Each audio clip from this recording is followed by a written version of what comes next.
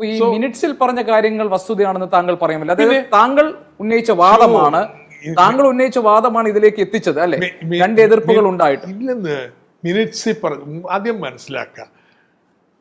ഇത് സാധാരണ നമ്മുടെ ബോർഡ് എന്നൊക്കെ പറഞ്ഞിട്ടുണ്ടെങ്കിൽ ഒരാൾ പറഞ്ഞ അതാ അഭിപ്രായം. എന്താ എൻ്റെ അഭിപ്രായം എന്താണെന്ന് ഫിനാൻസ് സെക്രട്ടറിക്ക് അറിഞ്ഞുകൊണ്ടെന്ന് ഞങ്ങൾ പറയണേ എന്നല്ല ഞാൻ പറഞ്ഞത്. അവർ എതിർത്തു എന്നാണ് അവർക്കറിയാം. അതെന്ത് അങ്ങനെയാണ് ഡോക്ടർ ഐസക്? അതല്ല, അവിടെ നമുക്ക് ക്ലാരിറ്റി വരുത്താം. അതായത് ഞാൻ അങ്ങനെ പറഞ്ഞിട്ടില്ല. ഞാൻ പറഞ്ഞത് ഒറ്റ കാര്യമാണ്, രണ്ട് എതിർപ്പുകൾ ഉണ്ടായിരുന്നു. ഇത്ര വലിയ പലിശ നിരക്കിൽ നമ്മൾ ഇത് പുറത്തിറക്കേണ്ട ആവശ്യമുണ്ടോ?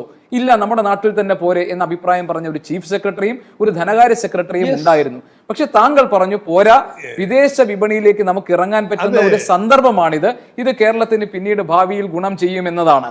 ഈ തുക എങ്ങനെ ചിലവഴിച്ചു, വിനിയോഗിക്കപ്പെട്ടു എന്നൊരു അന്വേഷണത്തിൽ താങ്കൾ സഹകരിക്കാൻ തയ്യാറുമല്ല. ഇത് CAG ഇതിനകത്ത് ക്രമക്കേടുണ്ടെന്ന് പറയുന്നു. അപ്പോൾ ഇതിനകത്ത് ഒരു അവ്യക്തമായ ചിത്രമുണ്ട്, ഒരു ആബ്സ്ട്രാക്ട് ചിത്രം ഇതിനകത്ത് കിടക്കുന്നുണ്ട്. അവിടെ അത് ക്ലാരിറ്റി വരുത്താനുള്ള ഉത്തരവാദിത്തം താങ്കൾക്കില്ലേ എന്നതാണ് my direct question to you. I am also professional like majority of the board members of KIIFB. ഞങ്ങളുടെ പ്രൊഫഷണൽ ജഡ്ജ്മെന്റ് ആണെന്ന് അതിനവിടെ ഇരിക്കുന്നത്. എന്താ എൻ്റെ ജഡ്ജ്മെന്റ് കാര്യം പറയുന്നത്?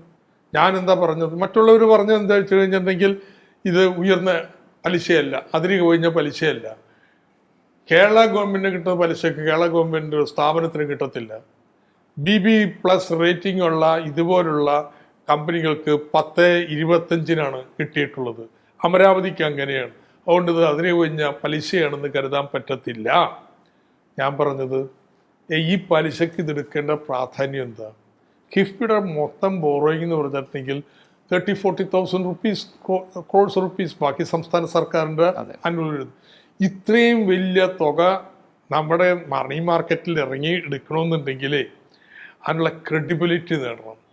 ഈ മസാല ബോണ്ട് അന്തർദേശീയ മാർക്കറ്റിൽ നിന്ന് ഇറങ്ങി എടുക്കുന്നതിന് ഒരു സങ്കീർണമായിട്ടുള്ള പ്രക്രിയയാണ്. ആ പ്രവർത്തനങ്ങളെല്ലാം കഴിഞ്ഞ് കിഫ്ബി എടുക്കാൻ പോകുന്നത് കിഫ്ബിക്ക് നൽകുന്ന ഒരു ക്രെഡിബിലിറ്റി വളരെ വലുതാണ്.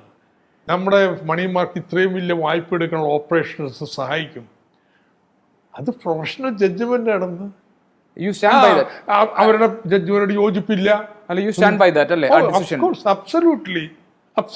പക്ഷെ എന്നിട്ട് ആ കിഫ്ബി നമ്മൾ കൊണ്ടുചെന്ന് എത്തിച്ചത് എവിടെയാണ് ഡോക്ടർ TM തോമസ് ഐസക്? ഒരു കിഫ്ബി കൊണ്ടുവന്ന് എത്തിച്ചത് കേരളത്തിലെ സകല സ്കൂളുകളും നല്ല കെട്ടിടങ്ങളായി, കേരളത്തിലെ എല്ലാ താലൂക്ക് ആശുപത്രിക്കും പുതിയ കെട്ടിടങ്ങളായി, കേരളത്തിലെ മുഴുവൻ മെഡിക്കൽ കോളേജുകൾക്കും പുതിയ കെട്ടിടങ്ങളായി. നമ്മുടെ ദേശീയപാതക്ക് 5000 കോടി കൊടുത്തുകൊണ്ട് പണിയുന്നു. 60,000 കോടി രൂപയുടെ ദേശീയപാത കിഫ്ബി ഇല്ലെങ്കിൽ ഇല്ല കേട്ടോ. കേരളത്തിലെ മുഴുവൻ റെയിൽവേ ക്രോസിങ്ങുകളും വരെയാണ്. ദേശീയപാതയിലും സംസ്ഥാന മേജർ റോഡിലും ഓവർബ്രിഡ്ജ് വരെയാണ്. പാലങ്ങൾ എത്ര? നമ്മുടെ ട്രാൻസ്മിഷൻ ലൈൻ 540 kV 16,000 കോടിയുടെ വരുന്നുണ്ടെന്ന്. നമ്മുടെ എല്ലാ വീട്ടിലും ഇന്റർനെറ്റ് വരെയാണെന്ന്. ഇതൊന്ന് പ്രവർത്തിപ്പിക്കാൻ ഒതുക്കൂ. ആ കോവിഡ് ഇല്ലായിരുന്നെങ്കിലുണ്ടല്ലോ കേരളത്തിന് മുഖച്ചായി എന്ന് മാറിയാണ്. അപ്പോൾ ഇതിനെ ഇങ്ങനെ കേരളം നന്നാവണ്ടെന്ന് വാശിയ കേന്ദ്രത്തിന്.